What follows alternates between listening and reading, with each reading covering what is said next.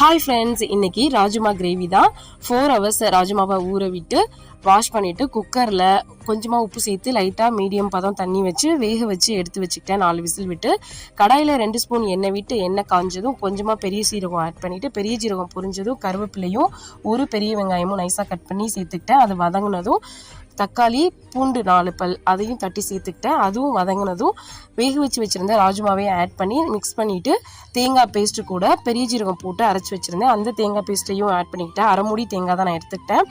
மஞ்சத்தூள் கொஞ்சம், மல்லித்தூள் கொஞ்சம், கரம் மசாலா தூள் கொஞ்சம், கொஞ்சமாக மிளகாத்தூள் இதெல்லாம் தேவைக்கேற்ப சேர்த்து உப்பு சேர்த்து ரொம்ப தண்ணியாக இல்லாமல் கிரேவி டைப்புங்கிறனால கொஞ்சமாக தண்ணி வச்சுட்டு 2 கொதி வந்ததுக்கு அப்புறம் மல்லித்தலை தூவி இறக்கி நம்ம இட்லி, தோசை, சப்பாத்தி இல்லை நம்ம ஒயிட் ரைஸ் கூட அது மாதிரிலாம் சாப்பிட்டோன்னா செம்ம டேஸ்ட்டாக அல்டிமேட்டாக இருக்கும். கண்டிப்பாக ட்ரை பண்ணி பாருங்கள்.